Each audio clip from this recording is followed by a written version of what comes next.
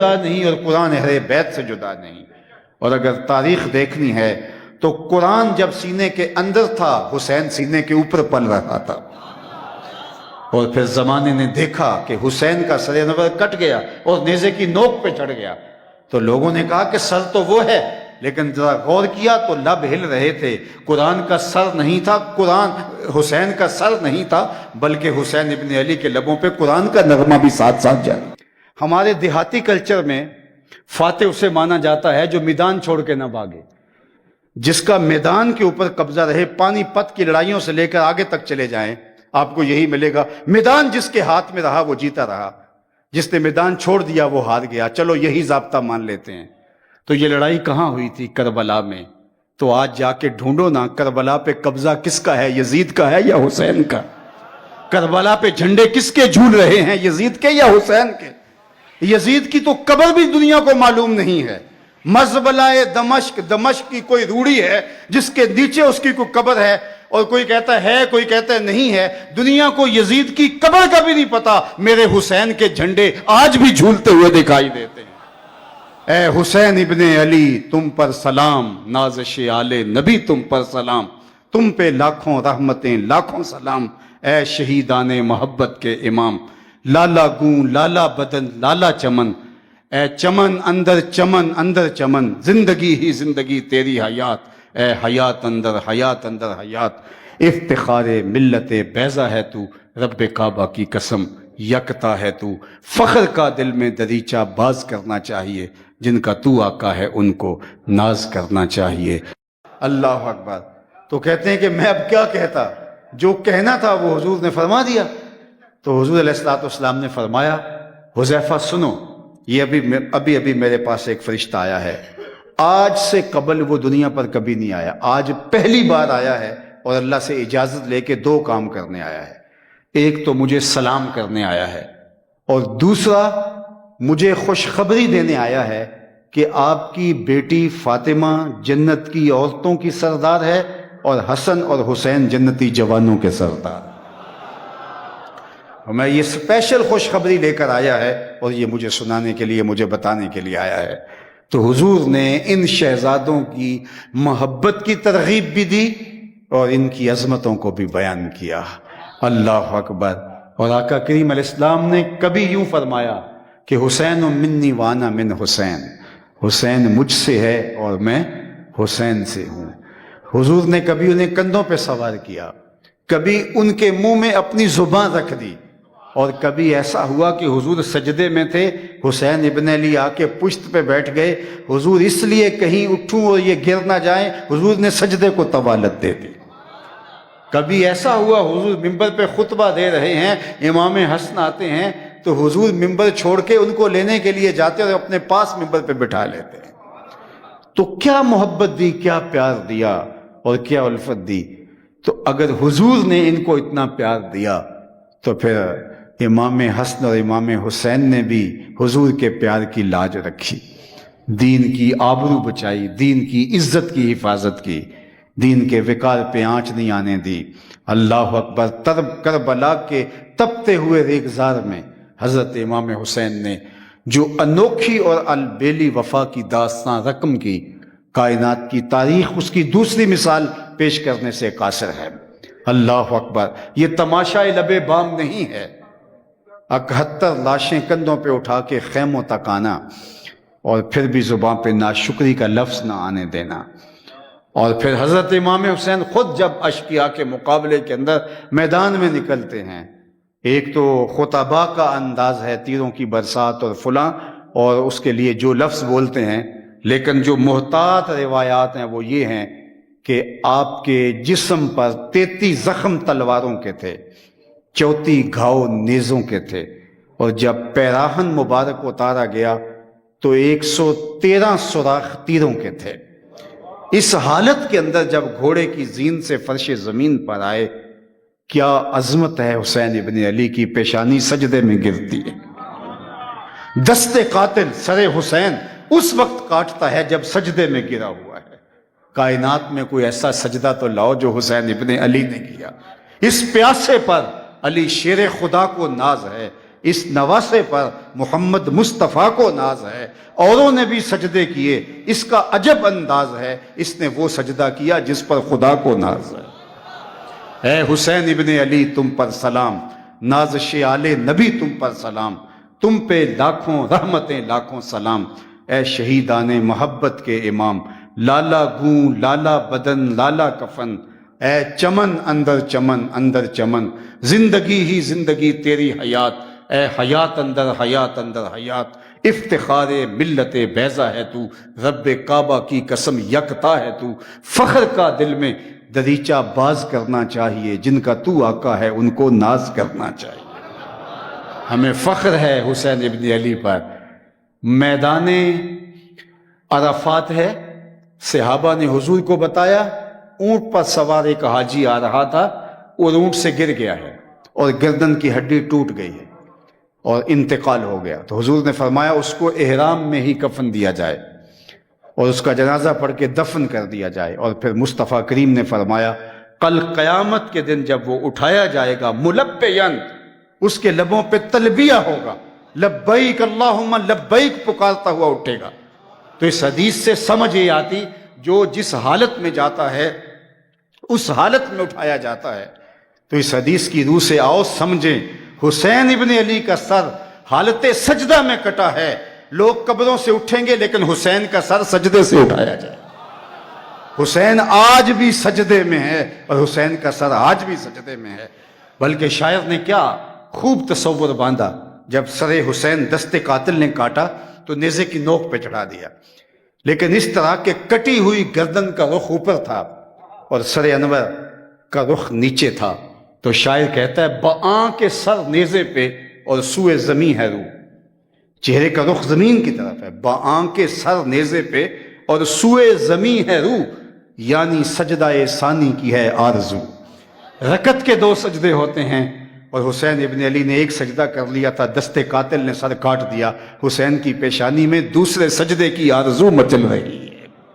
کیا ناز والا سجدہ کیا، کیا انداز والا سجدہ کیا حسین ابن علی نے کہ زمانے کو ورطہ حیرت میں ڈال دیا۔ لوگ سر بچانے کے لیے باطل کے ہاتھ میں ہاتھ دے دیتے ہیں، امام حسین نے ہاتھ بچانے کے لیے سر دے دیا۔ اور ایک اور بات میں کہنا چاہتا ہوں اگر آپ کی توجہ ہو، یزید نے امام حسین سے بیعت مانگی تھی، اپنا ہاتھ میرے ہاتھ میں دے، امام حسین نے سر دے دیا۔ اور آپ دیکھتے ہیں کربلا کی تاریخ کے اندر آپ کے مبارک اجسام کے اوپر گھوڑے دڑائے گئے اور ہڈیاں استخوان مبارک چور چور کر دی گئی۔ کربلا میں حسین کا سر ملا ہے، جو کربلا سے کوفے، کوفے سے قادسیہ، قادسیہ سے دمشق اور دمشق سے پھر کربلا آتا ہے۔ باقی حسین ابن علی کے باقی جسم کو گھوڑوں کی ٹاپوں سے رون دیا گیا۔ اللہ اکبر، یہ اللہ کی قدرت کے رنگ تھے۔ اگر جس طرح وہ حسین کا کٹا ہوا سر لے کے یزید کے دربار میں گئے، حسین کا کٹا ہوا بازو بھی تو لے کے جا سکتے تھے، اور جس طرح یزید نے امام حسین علیہ السلام کے مبارک ہونٹوں کے اوپر چھڑیاں ماری تھی، تو وہ کٹے ہوئے ہاتھ کو اپنے ہاتھ میں دے کے کہتا کہ حسین زندگی میں تو نے میرے ہاتھ میں بیعت نہیں کی، آج تیرا ہاتھ تو میرے ہاتھ میں آ گیا، لیکن حسین کا ہاتھ نہیں ملا، سر ملا ہے، تاکہ یزید کٹے ہوئے ہاتھ کو بھی اپنے ہاتھ میں نہ لے سکے۔ یہ حسین ابن علی کی عظمت ہے، یہ رفت ہے حسین ابن علی کی۔ اور حسین ہارا نہیں، حسین جیتا ہے۔ دنیا جیت اور ہار کے اپنے تصور کرتی ہے، لیکن میں کہتا ہوں اقبال نے ایک بڑی خوبصورت بات کہی، جو دلوں کو فتح کر لے وہی فاتح زمانہ۔ فاتح کون ہوتا ہے؟ کہا جو دلوں کا فاتح ہو۔ اس پوری مجلس کے اندر ہزاروں کے اجتماع میں کوئی ایک شخص بھی نہیں ہوگا جو یزید کا نام سر اٹھا کے لیتا ہو۔ پورے شہر میں ڈھونڈ لیں کوئی یزید کا حامی آپ کو نظر نہیں آئے گا، پورے ملک میں ڈھونڈ لیں آپ کو یزید کا نعرہ مارنے والا کوئی نہیں ہوگا۔ حتیٰ کہ کفار سے جا کے پوچھ لو، جا کے ہندوؤں سے پوچھ لو، وہ بھی یزید کو ظلم کا، جبر کا، جور کا استعارہ قرار دیتے ہیں۔ مہاتما گاندھی کا بیان ریکارڈ پہ موجود ہے، جب اس نے برطانوی سامراج کے خلاف نہضت کی تو اس نے اپنے لوگوں کو کہا کہ مٹھی بھر جماعت ایسے سامراج سے ٹکرائے جس کے اقتدار میں سورج طلوع بھی ہوتا ہے غروب بھی ہوتا ہے، دیوار کے ساتھ سر مارنے کے مترادف ہے۔ منطق کی کوئی دلیل نہیں ہے کہ میں اس سے ٹکراؤں، لیکن کہا اس کے باوجود میں تمہیں لے کے کھڑا ہو گیا ہوں اس لیے کہ میرے سامنے حسین ابن علی کا کردار موجود ہے۔ تو میں کہتا ہوں کہ کوئی یزید کا ماننے والا بھی ہو تو وہ بھی یزید کا نام نہیں لیتا، سر جھکا کے لیتا ہے، دائیں بائیں دیکھ کے لیتا ہے، لینے سے پہلے شرمسار، لیتے ہوئے پسینہ پسینہ، لیکن ہم جب نام حسین لب پہ آتا ہے سر اٹھا کے چلتے ہیں۔ بلکہ میں ایک اور بات کہتا ہوں، ہم حسین والے بھی نہیں، ہم واہ حسین والے ہیں۔ ہم ان کی عظمتوں کو خراج پیش کرتے ہیں، جس طرح انہوں نے ظلم، جور، جبر اور زیادتی کے سامنے جو ہے وہ قیام فرمایا، نہضت فرمائی، اور تاریخ کا وہ جملہ جو حضرت امام حسین کا پیغام، بنیادی پیغام ہے، مثلی لا یبایع مثلہ، آپ نے یزید کو 2 ٹوک جواب دیتے ہوئے یہ نہیں کہا کہ میں تیری بیعت نہیں کروں گا، قیامت تک کے لیے نشان قائم کر دیا، کہا میرے جیسا تیرے جیسے کی کبھی بیعت نہیں کرے گا۔ اور اقبال تڑپ اٹھا، سرخ رو عشق غیور از خونے ہو، شوخی این مصر از مضمونے ہو، تا قیامت قطع استبداد کرد، موج خونے ہو چمن ایجاد کرد۔ اقبال نے کہا عشق غیور کے چہرے پہ آج بھی اگر سرخی نظر آتی ہے تو یہ خون حسین کا صدقہ ہے۔ قیامت تک جبر جور کے خلاف جہاں بھی جو بھی سر اٹھا کے چلے گا وہ حرارت خون حسین سے لے گا۔ تو اس لیے فتح جو دلوں کو فتح کر لے وہی فاتح زمانہ۔ اس پر بہت کچھ کہا جا سکتا ہے، ایک آخری بات وہ یہ،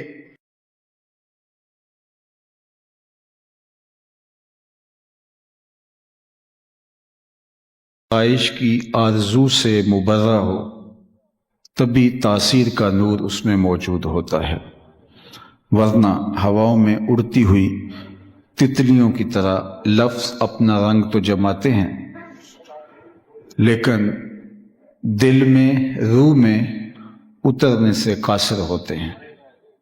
بات وہی اثر انداز ہوتی ہے جو دل سے نکلتی ہے۔ فارسی والے کہتے ہیں از دل خیزت بر دل ریزت، جو بات دل سے نکلتی ہے وہی دل میں ترازو ہوتی ہے۔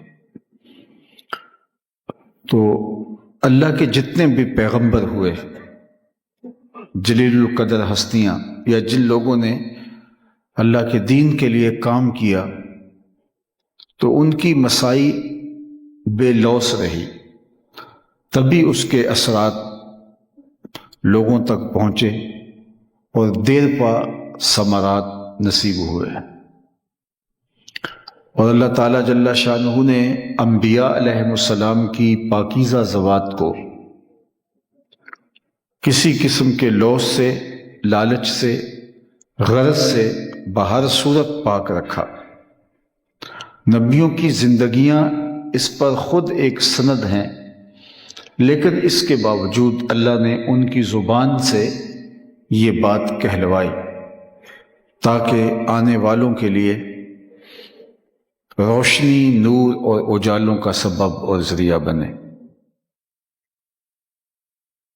ہر نبی نے اپنی قوم سے یہی کہا کہ میں تم سے کوئی اجر نہیں مانگتا، کوئی صلہ طلب نہیں کرتا۔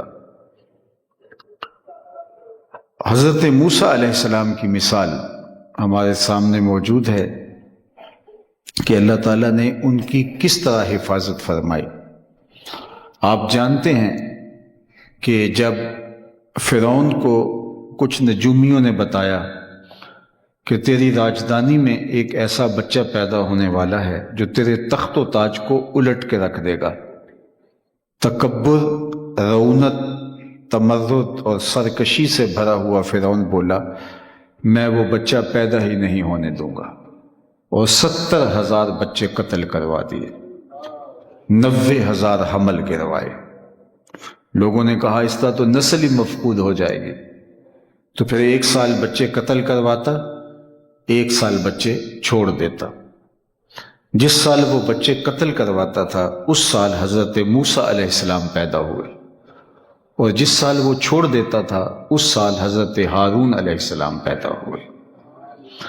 حضرت موسیٰ علیہ السلام کی والدہ جن کا نام یوحانس بتایا جاتا ہے، وہ سخت پریشان ہوئی کہ بیٹا پیدا ہوا ہے اور میری گود سے بچہ فرعون کے سپاہی چھین کے لے جائیں گے اور اس کی گردن کاٹ دیں گے۔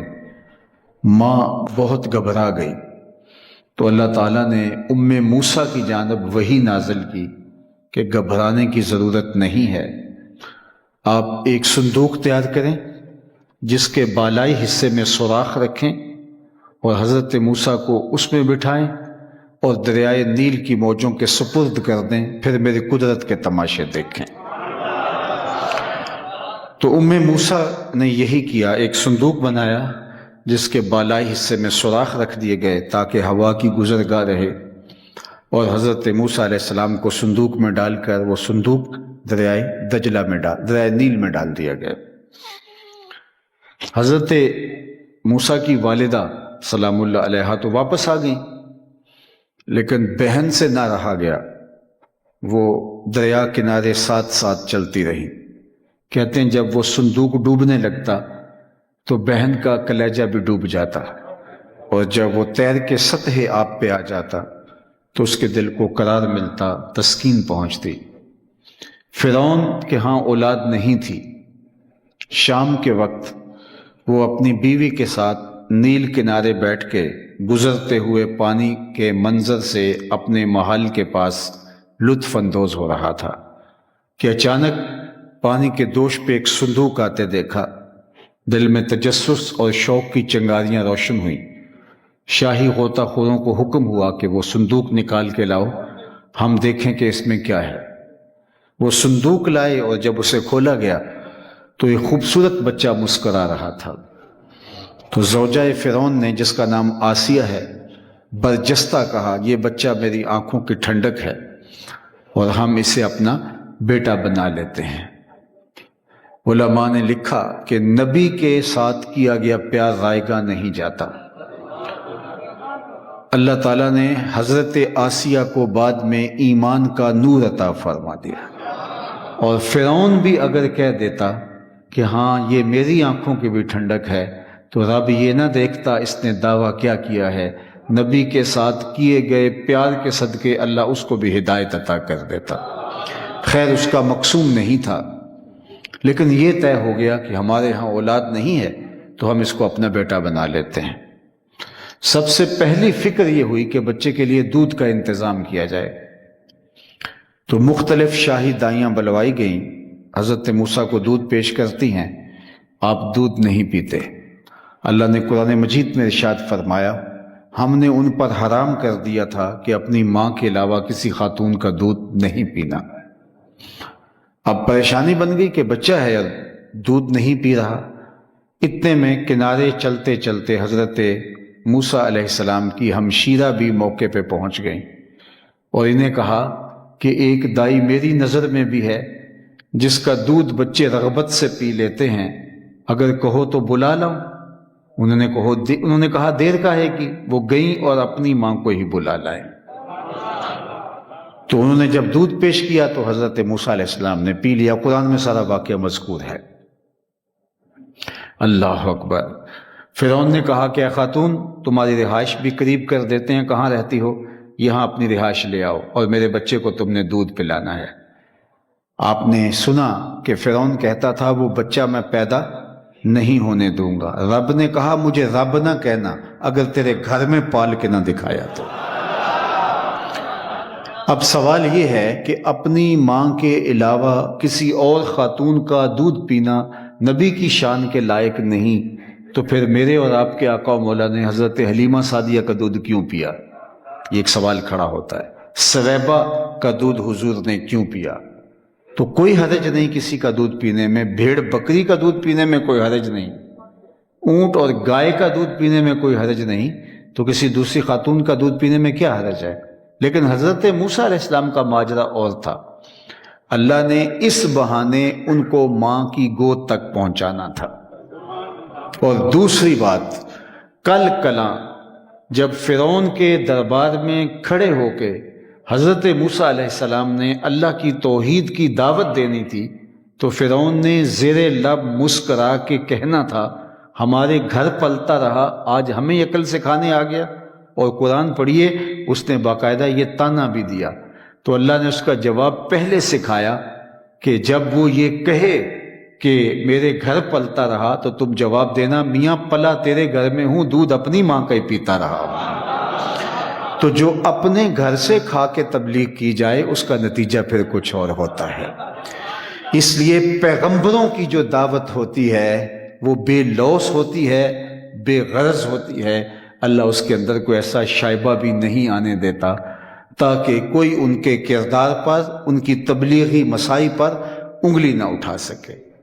نبیوں کی زندگیاں، ان کے روز و شب اس پہ گواہ ہیں، لیکن اللہ نے ان کی زبان سے بھی بات کہلوائی اور خود جناب رسالت مآب صلی اللہ علیہ وسلم کی زبان سے کہلوایا، قل لا اسألکم علیہ اجرا، اے لوگو میں تم سے تبلیغ دین کا کوئی صلہ نہیں مانگتا، تمہارے تک پیغام حق پہنچایا، تمہیں دین دیا، تم سننا نہیں چاہتے تھے تمہیں سنایا۔ یہ مشکل ہوتا ہے جب لوگ سننے کے لیے آمادہ ہوں، خود چل کے آئے ہوں، سماعتیں بچھا کے بیٹھے ہوں، تو پھر بات کرنا کیا مشکل ہوتا ہے، پھر تو بات کرتے ہوئے لطف آتا ہے۔ مشکل تو اس وقت ہوتا ہے جب لوگ سننے کے لیے آمادہ نہ ہو۔ حضرت نوح کی زندگی اٹھا کے دیکھیے، جب تبلیغ کرنے جاتے ہیں تو کافر کانوں میں انگلیاں ٹھونس لیتے ہیں، اے نوح تیری بات نہیں سنیں گے۔ اللہ اکبر! یہاں تو کوئی زور سے سبحان اللہ نہ کہے تو ہمارا نعت خواں بھی بگڑ جاتا ہے، ہمارا خطیب بھی بگڑ جاتا ہے کہ تم نے کوئی میری عزت افزائی نہیں کی۔ لیکن وہاں کیا ہے کہ لوگ کانوں میں انگلیاں دے دیتے ہیں، اے نوح تیری بات نہیں سنیں گے۔ حضرت نوح الجھتے نہیں ہیں، انتظار کرتے ہیں، اچھا میاں کبھی تو تھک کے انگلیاں نکالو گے، جب نکالو گے تب اللہ کا پیغام دے کے جاؤں گا۔ اور میرے اور آپ کے آقا و مولا کی زندگی دیکھیے، گڑھے کھودے گئے، کانٹے بچھائے گئے، اجریاں ڈالی گئیں، اذیتیں دی گئیں۔ عقبہ بن ابی معیط نے کیا کیا زیادتیاں نہیں کی، گھر کا کوڑا لا کے حضور کے گھر کے سامنے ڈال دیا، کیا کچھ نہیں ہوا، لیکن حضور نے تبلیغی مسائی کے اندر کوئی کوتاہی نہیں ہونے دی۔ بلکہ جب حضور طائف میں گئے، اللہ اکبر، ام المومنین سیدہ عائشہ رضی اللہ تعالی عنہا سے روایت ہے، صحاح میں موجود ہے کہ عرض کی میں نے حضور سے پوچھا، حضور کیا احد کے دن سے سخت دن بھی زندگی میں آیا تھا؟ فرمایا ہاں عائشہ، جب تیری قوم نے طائف کے بازاروں میں مجھے پتھر مارے تھے تو یہ دن احد کے دن سے بھی سخت تھا۔ صحابہ کے خیال میں احد کے دن سے سخت حضور کی زندگی میں شاید کوئی دن نہیں تھا، چونکہ انہوں نے دیکھا کہ 70 صحابہ کی لاشیں پڑی ہیں، حضور علیہ السلام کی چشمان رحمت میں آنسو ہیں، سر انور پہ سفید رنگ کی پٹی بندھی ہوئی تھی، اور بار بار حضور کہتے تھے ما فعل امی، میرے چچا کی بات سناؤ، میرے چچا کی سناؤ، اس کا کیا حال ہے۔ جبکہ حضرت امیر حمزہ کے کان بھی کاٹ دیے گئے تھے، ناک بھی کاٹ دی گئی تھی، آنکھوں میں نیزے چبھو دیے گئے تھے، اعضائے بطنیاں کاٹ کے ہار پرویا گیا تھا، دردناک صورتحال ہے۔ تو صحابہ کا خیال یہ تھا کہ احد سے دن سخت دن زندگی میں نہیں آیا ہوگا، لیکن فرمایا ہاں عائشہ، جب طائف کے بازاروں میں مجھے پتھر مارے گئے تو یہ دن احد کے دن سے بھی سخت تھا۔ اللہ کے محبوب ان کے 3 سرداروں کے پاس حق کا پیغام لے کر گئے۔ جب مکے والوں نے حضور کی دعوت کو مسترد کر دیا تو حضور مسلسل سفر کاٹتے ہوئے طائف کے سنگلاخ پہاڑوں میں گئے اور جا کے ان کو دین کی دعوت دی، انہوں نے مسترد کر دی۔ اللہ کے محبوب نے ایک بات کہی کہ جو میں نے کہا سو کہا، اگر تمہیں قبول ہے تو اچھی بات ہے، اگر نہیں قبول ہے تو کوئی بات نہیں، میں واپس جا رہا ہوں، میری دعوت قبول کر لو تو خیر کی دعوت ہے، میں تمہارے بھلے کے لیے اتنا سفر کاٹ کے آیا ہوں، لیکن اگر تم نہیں کرتے، یہ سودا نہیں لینا چاہتے تو کوئی بات نہیں۔ لیکن انہوں نے کیا کیا، اوباش لوگوں کے ہاتھوں میں پتھر دیے، اور آقا کریم جب واپس پلٹے تو وہ حضور کے پاؤں پہ پتھر مارتے ہیں، حضور ایک پاؤں اٹھاتے تو دوسرے پاؤں پہ مارتے، شدت درد اور احساس کرب سے حضور نیچے بیٹھ جاتے تو ان کے گھنڈے آگے بڑھتے اور کندھوں سے پکڑ کے حضور کو اٹھاتے اور سنگ باری کرتے، نالین خون سے بھر گئیں۔ لیکن اللہ کے محبوب صلی اللہ علیہ وآلہ وسلم کے پاس ملک الجبال آتے ہیں، پہاڑوں کا جو فرشتہ ہے وہ عرض گزار ہوتا ہے کہ میں اللہ کی طرف سے فرستادہ ہوں اور اللہ نے مجھے ملک الجبال بنایا ہے، اگر آپ کہیں تو ان پہاڑوں کو آپس میں جوڑ دوں اور جنہوں نے آپ کو دکھ دیے وہ درمیان میں پیس دیے جائیں۔ میرے اور آپ کے آقا و مولا نے کیا کہا، مجھے ان کی نسلوں سے ایمان کی توقع ہے، مجھے ان کی نسلوں سے ایمان کی توقع۔ ہم تو کہتے ہیں کہ آج تقریر کی ہے تو آج اس کا صلہ مجھے ابھی مل جائے، کبھی اگلی صدیوں پہ چھوڑنا پڑتا ہے، اگلی نسلوں پہ چھوڑنا پڑتا ہے، تو مجھے ان کی نسلوں سے ایمان کی توقع ہے۔ سخت رویوں کے باوجود حضور نے دکھ جھیلے، تکلیفیں گوارا کی، لیکن پیغام حق کا بلاغ کیا۔ لا اسألکم علیہ اجرا، تم سے کوئی اجر نہیں مانگتا۔ طائف کے بازاروں میں پتھر سہے، تکلیفیں گوارا کی، اجریاں ڈالی گئیں، گڑھے کھودے گئے، مصیبتیں سہی، مصائب گوارا کیے، مشقتیں گوارا کی، نازک بدن کے اوپر کیسے کیسے ظلم، جور اور جبر نہیں ہوئے، لیکن میں نے تبلیغ کا سلسلہ جاری رکھا۔ اتنی مشقت سے تمہیں دین دیا، لیکن میں اس پر تم سے کوئی اجر نہیں مانگتا۔ الا المودۃ فی القربى، ہاں ایک بات طلب کرتا ہوں کہ میرے قرابت داروں سے تم نے محبت کرنی ہے، ان سے مودت سے پیش آنا ہے، میرے اہل بیت سے تم نے پیار کرنا ہے۔ سوال یہ ہے کہ جب تبلیغ دین کا کوئی صلہ نہیں مانگا تو اہل بیت سے محبت بھی نہ مانگی جاتی؟ محبت بھی تو ایک صلہ ہوتا ہے، محبت بھی تو، ستائش بھی تو صلے کا ایک رنگ ہوتا ہے۔ تو جب کوئی طلب نہیں کیا تو اہل بیت کی محبت بھی نہ مانگی جاتی؟ تو اس کا جواب یہ ہے کہ اہل بیت کی جو محبت مانگی گئی ہے وہ نہ نبی کی ضرورت تھی، نہ اہل بیت کی ضرورت تھی، وہ امت کی ضرورت تھی۔ کہ اگر تم میرے اہل بیت سے جڑ جاتے ہو تو تمہارے اپنے دین کی حفاظت ہوگی، تمہارے اپنے ایمان کی حفاظت ہوگی۔ حضرت زید بن ارقم رضی اللہ تعالی عنہ سے مروی صحیح مسلم میں روایت موجود ہے، آقا کریم نے خطبہ دیتے ہوئے ارشاد فرمایا تھا، انا تارکن فیکم الثقلین، اے لوگوں میں تمہارے اندر دو بھاری چیزیں چھوڑ کے جا رہا ہوں، جن کو اللہ کے رسول بھی بھاری کہہ رہے ہیں، وہ کتنی بھاری ہوں گی۔ میں تمہیں لاوارث نہیں چھوڑ کے جا رہا، یہاں تو کوئی 2 مرلے کی دکان بنائے اور اس پہ محنت کرے تو وہ اس کو یوں چھوڑ کے نہیں جاتا، اس کے لیے اپنا جانشین پیدا کرتا ہے، اس کے لیے SOPs بناتا ہے کہ بعد میں بھی یہ سلسلہ جاری رہے۔ تو حضور نے جو دین دیا اور جس دین کو سٹیبل کرنے کے لیے اللہ کے محبوب علیہ السلام نے پتھر کھائے، تکلیفیں سہی، تو کیا حضور یوں ہی چھوڑ کے چلے جاتے؟ فرمایا میں تمہیں لاوارث نہیں چھوڑ کے جا رہا، انا تارکن فیکم الثقلین، میں تمہارے اندر 2 بھاری چیزیں چھوڑ کے جا رہا ہوں۔ اولہما کتاب اللہ، ان میں سے پہلی چیز اللہ کی کتاب، فیہ الہدی والنور فخذوا بکتاب اللہ واستمسکوا بہ، ان میں سے پہلی چیز اللہ کی کتاب، فخذوا بکتاب اللہ، کتاب کو مضبوطی سے پکڑو، واستمسکوا بہ، اور اس کو اچھی طرح سے اس کے ساتھ اپنا رشتہ قائم کر لو، جڑ جاؤ اس کتاب کے ساتھ۔ فیہ الہدی والنور، اس میں روشنی ہے، اس کتاب میں اجالے ہیں، اس کتاب سے جڑنے والا کبھی گمراہ نہیں ہوگا۔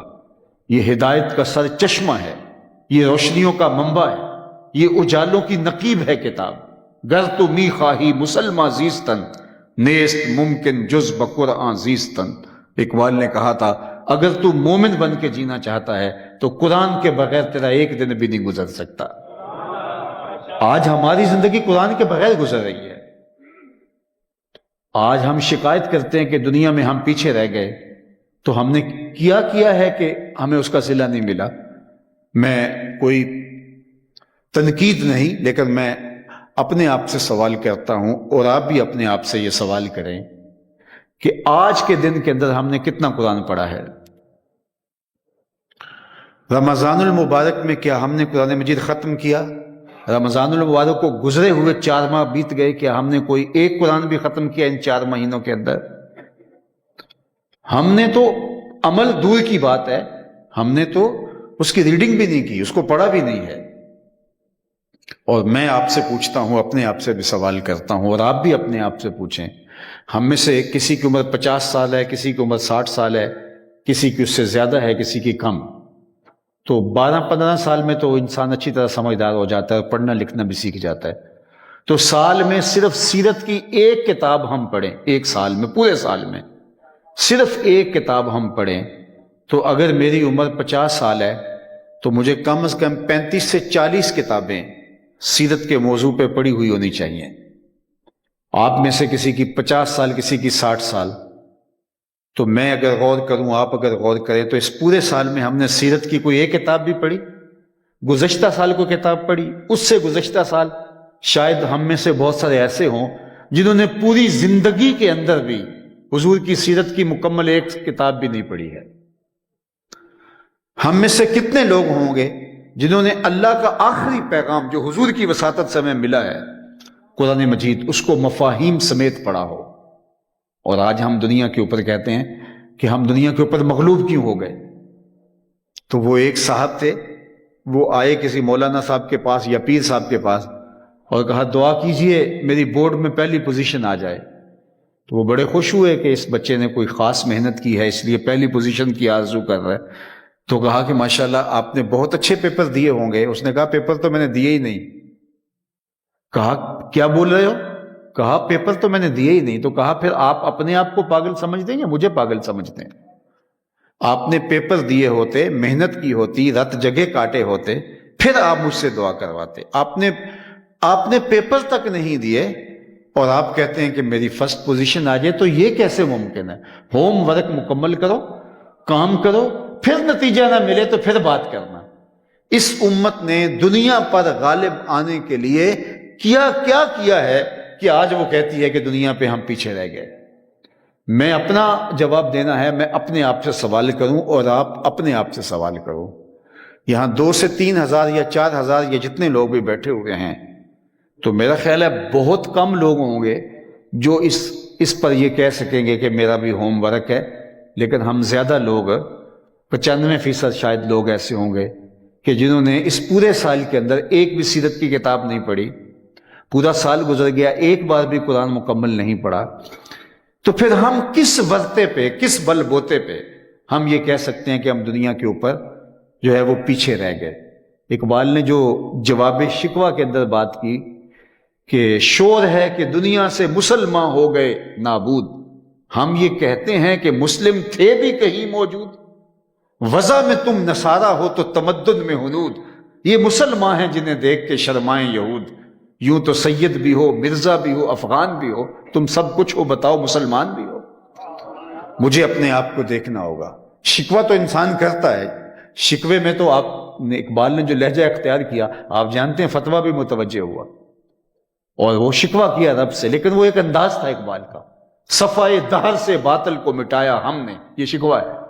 صفائے دہر سے باطل کو مٹایا ہم نے، نو انسان کو غلامی سے چھڑایا ہم نے، تیرے کعبے کو جبینوں سے بسایا ہم نے، تیرے قرآن کو سینوں سے لگایا ہم نے، پھر بھی ہم سے گلا ہے کہ وفادار نہیں، ہم وفادار نہیں، تو بھی تو دلدار نہیں۔ بہت سخت لہجہ ہو گیا، تلخ ہو گیا لہجہ، لیکن جب اس کا جواب آیا تو سنیو، لفظ وہی ہیں، صرف صیغہ بدلتا، اب آواز ادھر سے آ رہی ہے۔ صفائے دہر سے باطل کو مٹایا کس نے، نو انسان کو غلامی سے چھڑایا کس نے، میرے کعبے کو جبینوں سے بسایا کس نے، میرے قرآن کو سینوں سے لگایا کس نے، تھے تو آبا وہ تمہارے ہی مگر تم کیا ہو، ہاتھ پہ ہاتھ درے منتظر فردا ہو، ہر کوئی مست مئے ذوق تن آسانی ہے، تم مسلمان ہو یہ انداز مسلمانی ہے، حیدری فقر ہے نئے دولت عثمانی ہے، تم کو اسلاف سے کیا نسبت روحانی ہے، وہ معزز تھے زمانے میں مسلمان ہو کر، تم خار ہوئے تارک قرآن ہو کر۔ ہماری پستی، ذلت، زبوں حالی، نکبت، رسوائی کا سبب یہ ہے کہ ہم نے قرآن کو چھوڑ دیا۔ اللہ کے محبوب نے فرمایا میں تمہیں بھاری چیز دے کے جا رہا ہوں، اس کے ساتھ اپنے تعلق کو مضبوط رکھنا، وَاسْتَمْسِكُوا بِهِ، اس کے ساتھ تمسک اختیار کر لینا، فَخُذُوا بِكِتَابِ اللَّهِ، لفظ سنیے، اس کتاب کو اچھی طرح پکڑ لو، تھام لو، فِيهِ الْهُدَى وَالنُّورُ، اس میں ہدایت ہے، اس میں روشنی ہے، بلکہ فرمایا اگر اس کتاب سے جڑ جاؤ لن تدلوا بعدی ابدا، تم میرے بعد کبھی بھی گمراہ نہیں ہو سکتے۔ لیکن ہم نے قرآن کو تھاما ہی نہیں، ہم نے قرآن کو پڑھا ہی نہیں، ہم تو اپنی خواہشات کے غلام ہو گئے۔ تو فرمایا میں تمہارے اندر 2 بھاری چیزیں چھوڑ کے جا رہا ہوں، اولہما کتاب اللہ فیہ الہدی والنور فخذوا بکتاب اللہ واستمسکوا بہ، اور پھر اس کے بعد فرمایا واہل بیتی، اور دوسری چیز میں جو تمہارے درمیان چھوڑ کے جا رہا ہوں وہ میرے اہل بیت نبوت ہیں، میرے اہل بیت ہیں۔ اور 3 مرتبہ اللہ کے محبوب نے فرمایا، صحیح مسلم کی روایت ہے، حضرت زید بن ارقم سے مروی، حضور نے 3 مرتبہ فرمایا، اذکرکم اللہ فی اہل بیتی، اذکرکم اللہ فی اہل بیتی، اذکرکم اللہ فی اہل بیتی، میں تمہیں اپنے اہل بیت کے حوالے سے اللہ سے ڈراتا ہوں کہ میرے اہل بیت کے حوالے سے کوتاہی کا ارتکاب نہ کرنا، میرے اہل بیت کے حوالے سے کسی کوتاہی کے مرتکب نہ ہونا۔ 3 مرتبہ اذکرکم اللہ فی اہل بیتی، اذکرکم اللہ فی اہل بیتی۔ اللہ اکبر۔ عالی مرتبت سامعین، سوال پیدا ہوتا ہے، کیا قرآن ہماری ضرورتوں کا کفیل نہیں تھا؟ ہمارے دکھوں کا مداوا نہیں تھا؟ ہمارے امراض کا علاج نہیں تھا؟ ہمارے دکھوں کی شفا نہیں تھی؟ تو پھر اہل بیت کے ساتھ جڑنے کی تلقین کیوں کیا گئی جب قرآن ہر ضرورت کو پورا کرتا ہے؟ عبداللہ ابن عباس رضی اللہ تعالیٰ عنہ فرماتے ہیں، میرے اونٹ کی رسی بھی گم ہو جائے تو قرآن سے مجھے وہ بھی مل جاتی ہے۔ جب ہر دکھ کا مداوا قرآن میں ہے، ہر شے قرآن کے دامن میں موجود ہے، تو پھر کیا ضرورت پڑ گئی تھی کہ اہل بیت کے دامن کو بھی تھاما جائے؟ حضرت جنید بغدادی رضی اللہ تعالیٰ عنہ نے اپنے ایک مرید کو صندوق دیا، کہا اس کو سر پہ اٹھاؤ اور لے جاؤ اور دریائے دجلہ میں پھینکاؤ، اور سنو اس کو کھول کر نہیں دیکھنا اس کے اندر کیا ہے۔ اس نے صندوق اٹھایا اور دجلہ کنارے پہنچا، جب پھینکنے لگا تو کیا دیکھا کہ پانی پھٹ گیا ہے اور اس نے راستہ دے دیا ہے۔ صندوق پھینک دیا، واپس پلٹا اور شیخ سے کہا، حضرت میری آنکھیں اگر یہ منظر نہ دیکھتی تو میں کبھی سوال بھی نہ کرتا۔ اب مجھے بتائیے اس صندوق میں کیا تھا کہ پانی نے بھی راہیں دے دیں، اور اگر وہ کوئی اتنی ہی متبرک شے تھی تو آپ نے پھینکوا کیوں دی؟ یہ بات سمجھ میں نہیں آ رہی۔ شیخ نے فرمایا کہ بیٹا تم نے منظر ایسا دیکھا ہے، اگر بیان نہیں کروں گا تمہیں قرار نہیں ملے گا۔ سنو، میں نے 12 سال کی محنت شاقہ سے تصوف کے رموز و غوامض اور اسرار پر ایک کتاب لکھی، پھر 12 سال سوچتا رہا کہ اس کا کوئی جملہ شریعت کے مزاج سے متصادم نہ ہو۔ 24 برس بیت گئے، پھر 12 سال سوچتا رہا اس کتاب کو لوگوں تک پہنچاؤں کہ نہ پہنچاؤں۔ آج 36 برس گزرنے کے بعد میں نے فیصلہ کیا قرآن کے ہوتے ہوئے لوگوں کو جنید کی کسی کتاب کی ضرورت نہیں ہے، قرآن اتنا کافی ہے، اتنا وافی ہے۔ تو جب قرآن ہماری ضرورتوں کو یوں پورا کرتا ہے تو پھر اہل بیت کے دامن کو تھامنے کی کیا ضرورت پڑ گئی؟ اور یہ خود حضور فرماتے ہیں کہ میں قرآن اور اہل بیت کا دامن دے کے جا رہا ہوں۔ تو سنیے عالی مرتبت سامعین، ایک ہوتا ہے علم، ایک ہوتی ہے اس کی عملی مشق، ایک ہوتی ہے تھیوری، ایک ہوتا ہے اس کا پریکٹیکل۔ اگر اسلام کی تھیوری دیکھنی ہے تو قرآن موجود ہے، پریکٹیکل دیکھنا ہے تو کربلا کے تپتے ہوئے ریگزار میں حسین ابن علی کا کردار موجود۔ کہا نہ قرآن کو چھوڑو اور نہ اہل بیت کے دامن کو چھوڑو، بلکہ حضرت جابر رضی اللہ تعالی عنہ سے جو روایت ہے اس میں یہ لفظ ہے، وَلَن يَتَفَرَّقَا حَتَّى يَرِدَ عَلَيَّ الْحَوْض۔ فرمایا قرآن اور اہل بیت آپس میں جدا بھی کبھی نہیں ہوں گے حتیٰ کہ حوض کوثر پہ مجھے اکٹھے آ کے ملیں گے۔ یعنی آپ کو اہل بیت ہوں تو قرآن سے جدا نہیں ملیں گے، اہل بیت قرآن سے جدا نہیں اور قرآن اہل بیت سے جدا نہیں۔ اور اگر تاریخ دیکھنی ہے تو قرآن جب سینے کے اندر تھا حسین سینے کے اوپر پل رہا تھا، اور پھر زمانے نے دیکھا کہ حسین کا سر انور کٹ گیا اور نیزے کی نوک پہ چڑھ گیا، تو لوگوں نے کہا کہ سر تو وہ ہے، لیکن ذرا غور کیا تو لب ہل رہے تھے۔ قرآن کا سر نہیں تھا، قرآن حسین کا سر نہیں تھا، بلکہ حسین ابن علی کے لبوں پہ قرآن کا نغمہ بھی ساتھ ساتھ جاری۔ وَلَن يَتَفَرَّقَا، یہ آپس میں جدا بھی کبھی نہیں ہوں گے حتیٰ يَرِدَ عَلَيَّ الْحَوْض۔ اور اللہ کے محبوب نے قرآن سے وابستگی کا بھی ہمیں حکم دیا، ترغیب دی، ابھارا، اور اہل بیت کے ساتھ بھی محبت کرنے کا سبق دیا، درس دیا، ابھارا۔ قرآن کے ساتھ وابستگی اختیار کرنے کے لیے فرمایا، ترمذی کی روایت موجود ہے کہ اللہ کے محبوب علیہ السلام سے جب پوچھا گیا جب فتنے آسمان سے برسیں گے تو پھر بچنے کی صورت کیا ہوگی، تو برجستہ ارشاد فرمایا، اللہ کی کتاب قرآن مجید۔ عالی مرتبت سامعین، یہ ایک معمول کا اور ایک رواج اور رسم کا درس نہ ہو. جو سن رہے ہیں اگر آپ کا دل بھی قبول کر رہا ہے تو یہ دل سے دعا بھی مانگیں کہ اللہ ہمیں توفیق عمل بھی دے. ہمارا کوئی دن قرآن کے بغیر نہ گزرے. چاہے 2 رکوع روز پڑھ لیں، ترجمے اور مفہوم کے ساتھ اپنی زندگی میں شامل کر لیں. ہم نے قرآن کے ساتھ، قرآنی تعلیمات کے ساتھ اچھا سلوک نہیں کیا. صرف ہمارا اتنا تعلق رہ گیا ہے کہ کوئی لڑائی ہو گئی، قول و قرار پہ بات پہنچی تو ہم نے کہا قرآن اٹھاؤ. تو قرآن اس لیے نازل تو نہیں ہوا، بلکہ اقبال نے تو اس سے بھی بڑھ کے آگے بات کی. ببندے صوفی و ملا اسیری حیات از حکمت قرآن گیری با آیاتش ترا کار جزی نیست کیا یاسین او آساں بمیری. اقبال کہتا ہے تو جاہل صوفی اور کاہل ملا کے ایسے پھندے میں پھنسا کہ تو نے قرآن سے زندگی تلاش نہیں کی. کہا جب تیرے بوڑھے کی روح اٹک گئی، تیرا قرآن سے صرف اتنا کام ہے، جب تیرے بوڑھے کی روح اٹک گئی اور اس کی روح نہیں پرواز ہو رہی تو آ گیا کہ چل سورہ یاسین کی تلاوت کرے اور اس کی روح آسانی سے نکل جائے. اقبال کہتے ہیں اس میں کوئی شک نہیں کہ فائدہ ہوتا ہے، لیکن مجھے افسوس یہ ہے کہ تو نے قرآن سے بھی مرنا ہی سیکھا، کاش قرآن سے جینا سیکھ لیا ہوتا. مرنے کا راستہ تلاش کیا، کاش اس قرآن سے تو نے جینا سیکھ لیا ہوتا، جینے کے ڈھب اور اسلوب سیکھے ہوتے. اس قرآن کے ساتھ جڑو اور کہا اہل بیت کی محبت سکھائی. حضرت اسامہ بن زید بن حارثہ رضی اللہ تعالیٰ عنہ سے یہ روایت مروی ہے. اسامہ بن زید کون ہے؟ حضرت زید کے فرزند رضی اللہ تعالیٰ عنہ. قرآن مجید کے اندر صحابہ کا تذکرہ موجود ہے، لیکن کسی صحابی کا نام لے کے ذکر نہیں ہوا سوائے حضرت زید کا.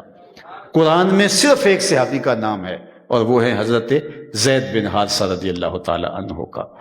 حضور کے منہ بولے بیٹے، اللہ کے محبوب صلی اللہ علیہ وآلہ وسلم جن سے بہت پیار کرتے تھے، آزاد کردہ غلام اور منہ بولے بیٹے، ان کے بیٹے حضرت اسامہ بن زید رضی اللہ تعالی عنہ، جو فتح مکہ کے دن حضور کے ردیف تھے. حضور ان کو پوتوں کی جگہ پہ رکھتے تھے اور وہ بلا تکلف حضور کے پاس حاضر ہو جاتے اور جو حاجت ہوتی عرض کرتے، حضور ان کے لاڈ دیکھتے. حضرت اسامہ کہتے ہیں رات کا ایک حصہ گزر چکا تھا اور مجھے حضور سے کوئی کام پڑ گیا، مجھے کوئی حاجت تھی جو پیش تھی. میں گیا، میں حضور کی دہلیز پہ حاضر ہوا. صحابہ حضور کے دروازے پہ دستک نہیں دیا کرتے تھے، وہ دروازے کے ساتھ لگ کے بیٹھ کے درود پڑھتے رہتے. حضور خود آتے تو حاجت کہتے، لیکن کبھی ناگزیر حالت ہوتی تو پھر وہ دستک بھی دے لیتے تھے. لیکن اس کا طریقہ کیا تھا؟ امام بخاری ادب المفرد میں حدیث لائے ہیں، کانت تکرہ ابواب النبی بالاظافر. صحابہ جب دستک دینے کی نوبت آتی تو اپنی انگلیوں کے ناخنوں کے ساتھ، پوروں کے ساتھ دستک دیتے. انگلیوں کے ناخنوں کے ساتھ دستک دینے کا کیا مطلب؟ تو مولا علی قاری علیہ رحمہ لکھتے ہیں، اے دربن خفیفن و دکن لطیفن تعظیمن و تکریمن و تشریفن.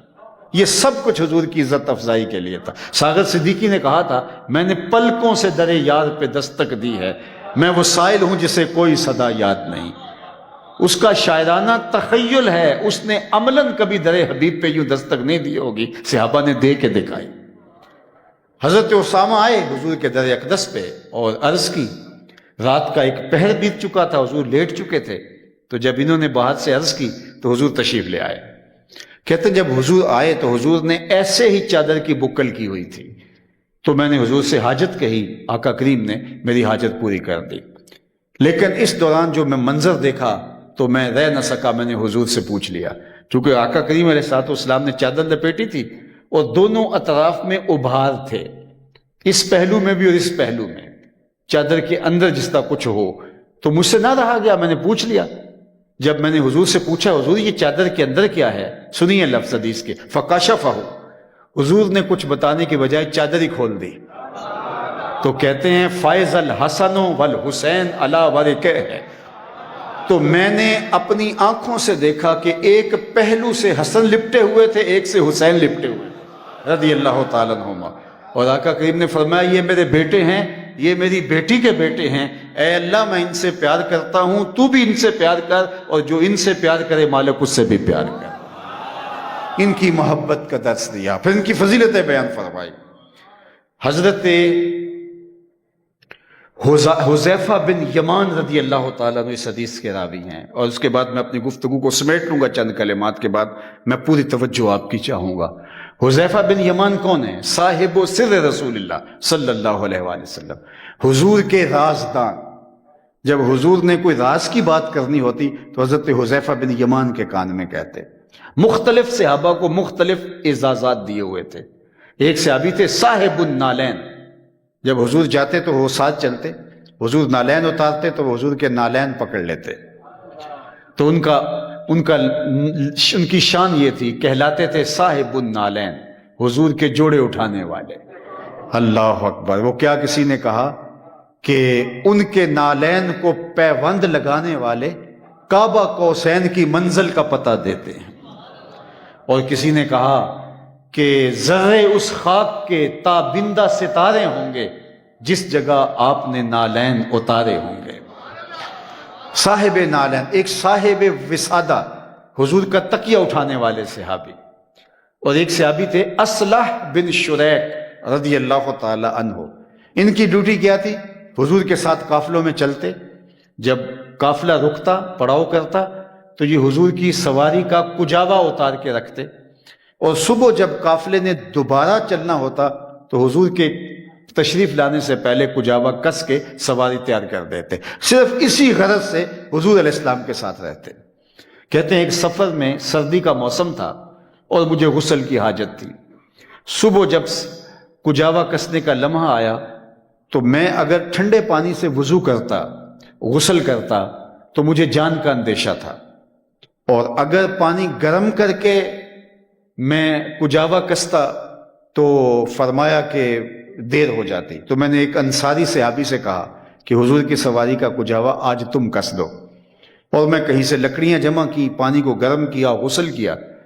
قافلہ کوچ کر چکا تھا، میں اپنی سواری کوڑ لگائی اور قافلے کے قریب پہنچا۔ جو ہی میری سواری حضور کی سواری کے قریب پہنچی تو آقا کریم نے میری جانب دیکھا اور مسکرائے، اور پھر فرمایا اصلح، آج کجاوا تیرے ہاتھ کا کسا نہیں لگتا؟ تو حضرت اصلح بن شریک کہتے ہیں کہ حضور میں نے کسا بھی نہیں ہے، یہ کسی انصاری صحابی نے کسا ہے۔ تو کہا تو نے کیوں نہیں کسا؟ عرض کی حضور میں غسل سے نہیں تھا، اور میں نے گوارا نہیں کیا جن لکڑیوں نے آپ کے بدن کو چھونا ہے ان کو بھی بے وضو ہاتھ لگاؤں۔ یہ ان کی محبت ہے۔ حضرت حذیفہ بن یمان حضور کے رازدان تھے، حضور ان کو راز کی بات کیا کرتے تھے۔ گھر مسجد نبوی سے کچھ فاصلے پر تھا۔ حضرت حذیفہ کہتے ہیں کہ میں اپنی ماں سے اجازت لی، ماں بیمار بھی تھی اور بوڑھی بھی تھی، تو دن کی نمازوں میں تو وہ حضور کے پاس رہتے، شام کی نمازوں میں ماں کی خدمت کے لیے ان کو گھر رہنا پڑتا، لیکن ان کی آرزو تھی کہ میں حضور کی قرات سنوں، جہری نمازیں حضور کے ساتھ پڑھوں۔ جب صاحب قرآن خود قرآن پڑھتے ہوں گے تو رنگ کوئی اور ہی ہوتا ہوگا نا۔ حضرت ابو موسیٰ اشعری رضی اللہ تعالیٰ عنہ فرماتے ہیں ایک دن فجر کی نماز تھی، حضور تھے، سورہ والضحیٰ کی تلاوت تھی، ابھی تک نشہ ہی نہیں اترا۔ اللہ اکبر! تو کہتے ہیں میں نے ماں سے اجازت لی، میں نے کہا امی اگر آپ مجھے اجازت دیں تو میں مغرب کی نماز حضور کے ساتھ پڑھتا ہوں، اور اس کے بعد میں آپ کے لیے بھی، ماں کو جو لالچ دی، میں آپ کے لیے بھی اور اپنے لیے بھی حضور سے مغفرت کی، بخشش کی دعا کرواؤں گا۔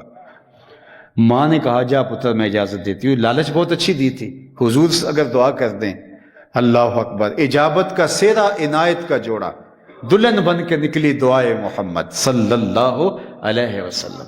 کہتے ہیں میں آیا، حضور کے پیچھے نماز مغرب پڑھی، سلام پھرا، تو میری آرزو تھی کہ میں حضور سے عرض کروں حضور میرے لیے، میری ماں کے لیے بخشش و مغفرت کی دعا کر دیں، لیکن حضور وظائف میں مشغول ہو گئے، نوافل میں مشغول ہو گئے۔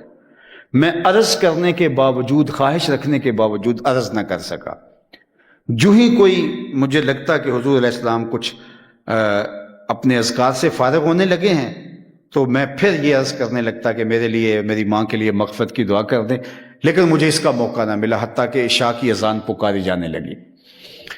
عشاء کی اذان ہو گئی، حضور مصلی پہ تشریف لائے، نماز پڑھائی، سلام پھرا، تو اب میرے دل میں تھا کہ میں ایک نماز کی چھٹی ماں سے لے کر آیا تھا، اور اس شرط پہ لے کے آیا تھا کہ میں آپ کے لیے اور اپنے لیے حضور سے مغفرت کی دعا کرواؤں گا، اور نمازیں بھی 2 ہو گئیں اور دعا بھی نہیں کروا سکا، تو میں حضور کی خدمت میں حاضر ہونے کا ارادہ کر رہا تھا کہ حضور اٹھے اور حجرہ انور کی جانب چل دیے۔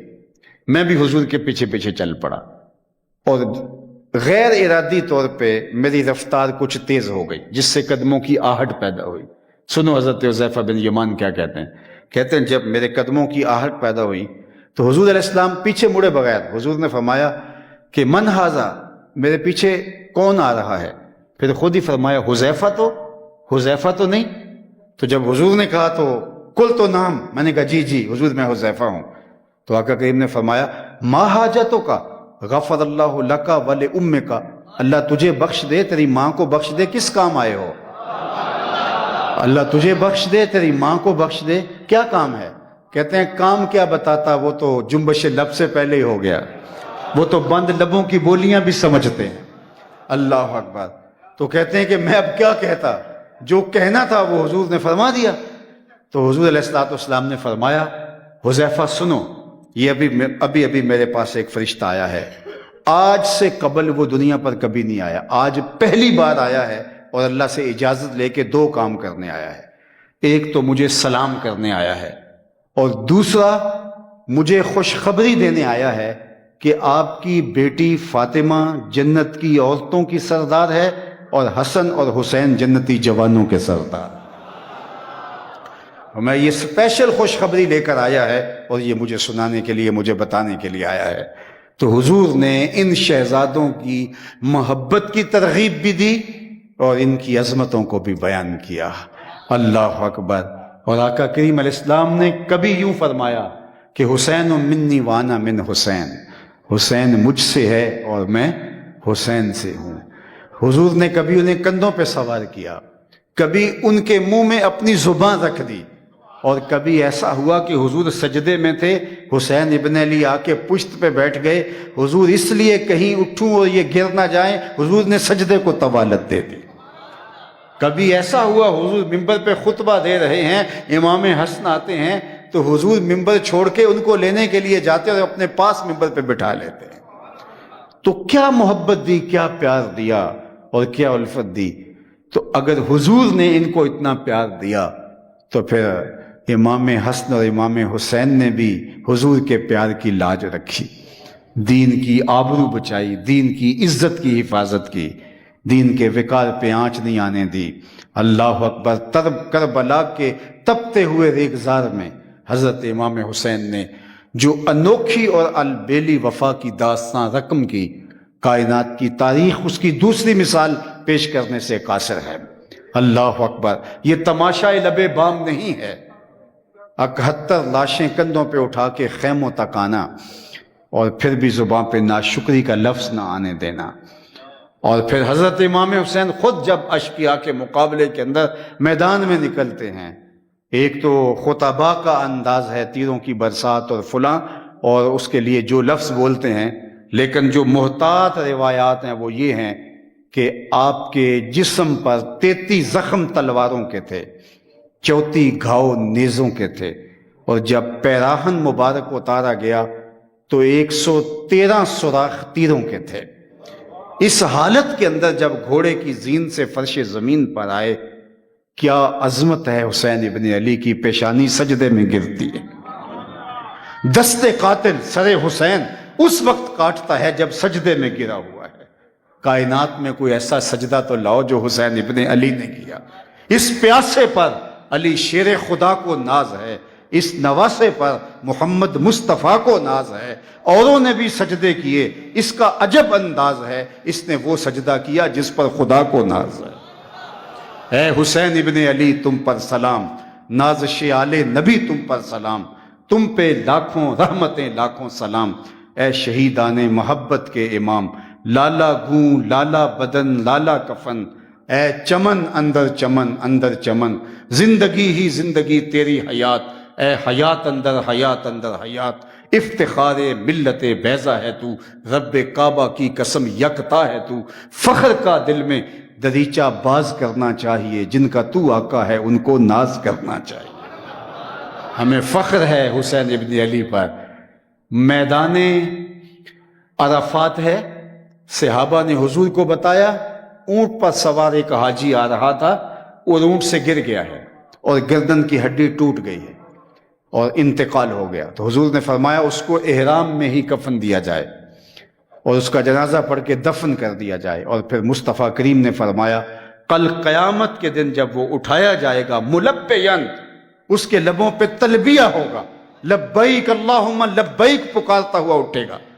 تو اس حدیث سے سمجھ یہ آتی جو جس حالت میں جاتا ہے اس حالت میں اٹھایا جاتا ہے. تو اس حدیث کی روح سے آؤ سمجھیں، حسین ابن علی کا سر حالت سجدہ میں کٹا ہے. لوگ قبروں سے اٹھیں گے لیکن حسین کا سر سجدے سے اٹھایا جائے. حسین آج بھی سجدے میں ہے اور حسین کا سر آج بھی سجدے میں ہے. بلکہ شاعر نے کیا خوب تصور باندھا، جب سر حسین دست قاتل نے کاٹا تو نیزے کی نوک پہ چڑھا دیا، لیکن اس طرح کہ کٹی ہوئی گردن کا رخ اوپر تھا اور سر انور کا رخ نیچے تھا. تو شاعر کہتا ہے بآں کے سر نیزے پہ اور سوئے زمین ہے روح. چہرے کا رخ زمین کی طرف ہے، بآں کے سر نیزے پہ اور سوئے زمین ہے روح، یعنی سجدہ ثانی کی ہے آرزو. رکعت کے 2 سجدے ہوتے ہیں اور حسین ابن علی نے ایک سجدہ کر لیا تھا، دست قاتل نے سر کاٹ دیا. حسین کی پیشانی میں دوسرے سجدے کی آرزو مچل رہی ہے. کیا ناز والا سجدہ کیا، کیا انداز والا سجدہ کیا حسین ابن علی نے کہ زمانے کو ورطہ حیرت میں ڈال دیا. لوگ سر بچانے کے لیے باطل کے ہاتھ میں ہاتھ دے دیتے ہیں، امام حسین نے ہاتھ بچانے کے لیے سر دے دیا. اور ایک اور بات میں کہنا چاہتا ہوں اگر آپ کی توجہ ہو، یزید نے امام حسین سے بیعت مانگی تھی، اپنا ہاتھ میرے ہاتھ میں دے، امام حسین نے سر دے دیا.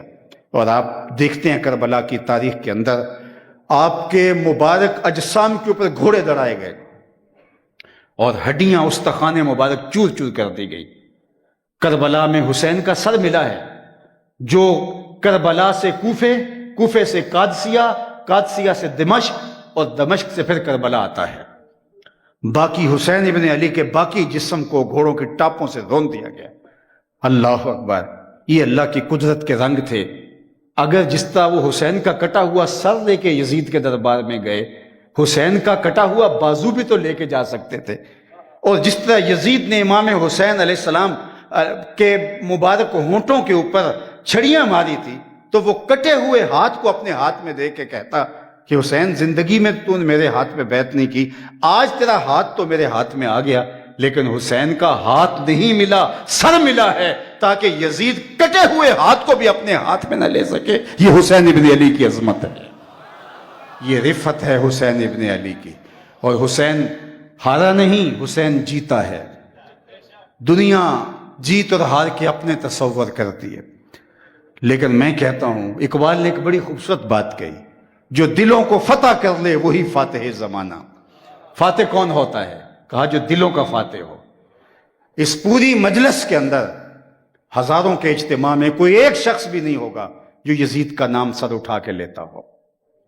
پورے شہر میں ڈھونڈ لیں کوئی یزید کا حامی آپ کو نظر نہیں آئے گا. پورے ملک میں ڈھونڈ لیں آپ کو یزید کا نعرہ مارنے والا کوئی نہیں ہوگا. حتیٰ کہ کفار سے جا کے پوچھ لو، جا کے ہندوؤں سے پوچھ لو، وہ بھی یزید کو ظلم کا، جبر کا، جور کا استعارہ قرار دیتے ہیں. مہاتما گاندھی کا بیان ریکارڈ پہ موجود ہے. جب اس نے برطانوی سامراج کے خلاف نہضت کی تو اس نے اپنے لوگوں کو کہا کہ مٹھی بھر جماعت ایسے سامراج سے ٹکرائے جس کے اقتدار میں سورج طلوع بھی ہوتا ہے، غروب بھی ہوتا ہے، دیوار کے ساتھ سر مارنے کے مترادف ہے. منطق کی کوئی دلیل نہیں ہے کہ میں اس سے ٹکراؤں، لیکن کہا اس کے باوجود میں تمہیں لے کے کھڑا ہو گیا ہوں اس لیے کہ میرے سامنے حسین ابن علی کا کردار موجود ہے. تو میں کہتا ہوں کہ کوئی یزید کا ماننے والا بھی ہو تو وہ بھی یزید